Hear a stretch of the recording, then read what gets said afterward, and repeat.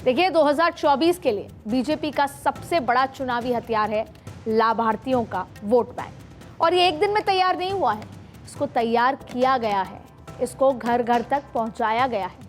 इसलिए आपने अक्सर ये सुना होगा कि नरेंद्र मोदी अपने कैबिनेट की बैठक में सांसदों के साथ जब भी बातचीत करते हैं, कहते हैं घर घर तक जाइए, नरेंद्र मोदी सरकार की योजनाओं को घर घर तक लेकर जाइए।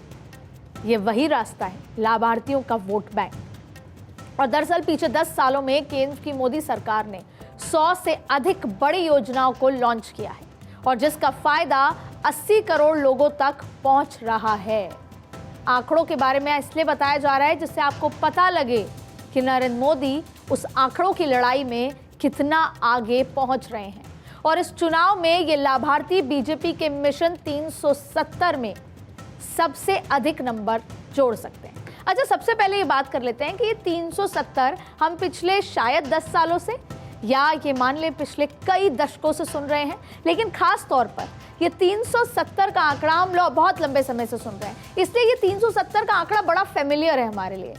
वजह है कि 370 हटाने की बात जब हम छोटे थे तब से करते आ रहे हैं कि कश्मीर में 370 हटाना है और कश्मीर को देश का अभिन्न अंग बनाना है, मुख्य धारा में लेकर आना है। तो 370 एक फेमिलियर टारगेट है जो प्रधानमंत्री नरेंद्र मोदी ने भारतीय जनता पार्टी के लिए रखा है 2024 के चुनाव में। इससे कभी आपको ऐसा नहीं लगेगा कि 370 कोई बहुत बड़ा आंकड़ा है या कोई अनफेमिलियर वर्ड है। 370 ऐसा शब्द है जो दशकों से आप सुनते आ रहे हैं। अब बात वापस से लाभार्थियों की कि लाभार्थियों में देश का तकरीबन हर तबका शामिल है, लेकिन महिलाएं, किसान, मुफ्त राशन और स्वास्थ्य सेवाओं का लाभ पाने वाले लोगों का आंकड़ा सबसे ज्यादा अधिक है। प्रधानमंत्री आवास योजना के जरिए केंद्र की सरकार जरूरतमंदों को घर दे रही है। इस योजना के जरिए अब तक 4 करोड़ से अधिक जरूरतमंदों को घर दिया गया है, उनको घर मिल गया है। दूसरी बड़ी योजना है प्रधानमंत्री किसान सम्मान योजना, जिसके तहत किसानों को हर साल 6,000 रुपए की आर्थिक सहायता दी जाती है। इस योजना का लाभ करीब 9 करोड़ किसानों को हर साल मिल रहा है। अब देखिए, किसानों का जिक्र आता है और हालिया की जो तस्वीर है या पहले जो 3 कानून बनाए थे उस समय जो तस्वीर थी, तो जाहिर तौर पे ही कंट्रोवर्सी लगती है। यही कोशिश की जा रही है। अभी हरियाणा और पंजाब के किसान सड़क पर हैं, अपनी बातें रख रहे हैं, लेकिन देश में बहुत सारे और किसान हैं अलग अलग राज्यों से। इन सभी किसानों को ये योजना मुहैया कराई जा रही है। तो जब सरकार की और किसानों के जितने भी बोर्ड हैं या किसानों का जो पूरा मंडल है उनसे बातचीत होती है, तो उनको बताया जाता है कि सरकार की तरफ से क्या कुछ किसानों के लिए किया जा रहा है। ये बात अलग है कि किसानों की मांग एमएसपी और तमाम मुद्दों को लेकर अलग है, और ये कहीं ना कहीं 2024 में थोड़ा रोड़े की तरफ बन सकती है, लेकिन इसको भी सरकार ठीक करने के लिए हर संभव कोशिश करने के प्रयास में। अब आपको तीसरी बड़ी योजना बताते हैं, प्रधानमंत्री उज्ज्वला योजना, जिसके तहत साल में 12 सब्सिडाइज्ड सिलेंडर दिए जा रहे हैं। इस योजना का लाभ देश की 12 करोड़ महिलाओं को मिलने का दावा किया जाता है। अच्छा, आपको ये भी पता है कि हालिया में डीजल पेट्रोल के दाम कम हो चुके हैं, और अक्सर चाहे फिर मध्य प्रदेश, छत्तीसगढ़, राजस्थान के हाल ही में चुनाव हुए थे, तब जो सबसे बड़ी डिबेट थी वो पेट्रोल के दाम को लेकर थी, केंद्र सरकार के टैक्सेस और अलग अलग मुद्दों को लेकर। लेकिन जो वो बहस थी वो कल जब पेट्रोल डीजल के दामों का जो जिक्र आया और उस पर 2 रुपये कम किए केंद्र सरकार ने, तो वो जो डिबेट या वो जो विपक्ष के पास मुद्दा था वो भी गौण हो गया। देश में डीजल पेट्रोल के दाम भी कम हो गए, जो 140 करोड़ लोगों के सीधे डायरेक्ट बेनिफिट की बात है। घर में अगर 10 लोग हैं तो 5 लोग स्कूटर गाड़ी से जाते ही जाते हैं और उनको सीधा सीधा फायदा मिलता नजर आ रहा है। यानी कहीं ना कहीं इस एक झटके में 140 करोड़ लोगों को अपना लाभार्थी बनाने का प्रयास किया गया। अब आपको चौथी बड़ी योजना बताते हैं, आयुष्मान भारत योजना। स्वास्थ्य से ज्यादा महत्वपूर्ण किसी के लिए कुछ भी नहीं, और इसी आयुष्मान भारत योजना के तहत लोगों को 4 लाख तक का मुफ्त इलाज दिया जा रहा है। इस योजना से अब तक करीब 6 करोड़ लोग लाभान्वित हो चुके हैं और ये एक बहुत बड़ा आंकड़ा है। तो ये हुई बीजेपी की बात, लेकिन लाभार्थियों का एक बड़ा वोट बैंक ऐसा भी है जो विपक्ष के साथ खड़ा है।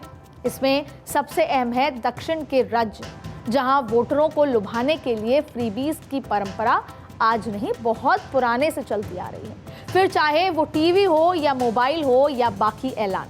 और चलिए आपको कुछ गैर बीजेपी शासित राज्यों में चलने वाली योजनाओं के बारे में बताते हैं। और इसका मकसद ये है, क्योंकि आज इस शो में हम आपको बताएंगे कि जो ये बड़े आंकड़े दिए हैं, भारतीय जनता पार्टी ने 370, 400 का जो आंकड़ा दिया है, वो अपनी इन तमाम स्ट्रैटेजीज से क्या वो उसके करीब आ पा रहा है। तो इस शो को जब आप पूरा देखेंगे तो आपको ये समझ आएगा कि इन तमाम स्ट्रैटेजीज के माध्यम से भारतीय जनता पार्टी अपने उस आंकड़े, अपने उस जीत के बड़े आंकड़े के कितने करीब आ पा रही है और विपक्ष सत्ता को यानी भारतीय जनता पार्टी को उस आंकड़े से दूर कर पा रही है या नहीं। तो हम बात लाभार्थियों की कर रहे थे कि भारतीय जनता पार्टी ने पिछले लंबे समय से लाभार्थियों का एक बड़ा वोट बैंक तैयार किया, तो वहीं विपक्ष ने भी इसका पूरा प्रयास किया। अब दिल्ली में मुफ्त बिजली और पानी के साथ पंजाब में 300 यूनिट तक मुफ्त बिजली के जरिए अरविंद केजरीवाल की पार्टी ने भी एक वोट बैंक तैयार कर लिया है। अब सवाल ये उठता है कि दिल्ली में टिकटों का अनाउंसमेंट हो चुका है। भारतीय जनता पार्टी ये भांप चुकी थी कि एंटी इनकम्बेंसी बहुत ज्यादा है, और जब बात लाभार्थियों की होती है तो कहीं ना कहीं बीजेपी के लाभार्थियों पर अरविंद केजरीवाल के लाभार्थी भारी पड़ सकते हैं।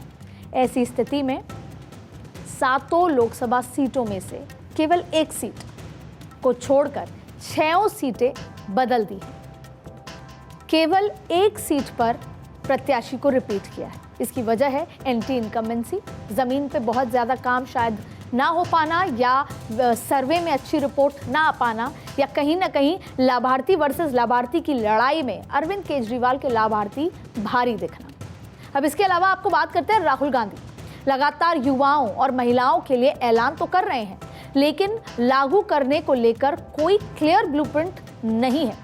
लेकिन अपनी इस यात्रा के माध्यम से राहुल गांधी ने कोशिश की है कि वो युवाओं, महिलाओं और न्याय की बात करें, और सत्ता में आने के वो सपने दिखाने की कोशिश भी की है कि अगर सत्ता में आए तो हम क्या कुछ करेंगे। ऐसी स्थिति में अच्छा होता कि मध्य प्रदेश, छत्तीसगढ़, राजस्थान के चुनाव राहुल गांधी ने थोड़े सीरियसली या सिंसियरली लिए होते। अब देखिए 2019 चुनाव में 61 करोड़ लोगों ने अपने मताधिकार का प्रयोग किया था। ये इंपॉर्टेंट डेटा है, इसको आप समझिएगा, इससे आप समझ पाएंगे कि हम किस दिशा में जा रहे हैं, अगला 5 साल आपका कैसा रहने वाला है। यानी 2019 के चुनाव में 61 करोड़ लोगों ने अपने मताधिकार का प्रयोग किया था। एनडीए को 45%, मतलब तकरीबन 28 करोड़ वोट पड़े थे।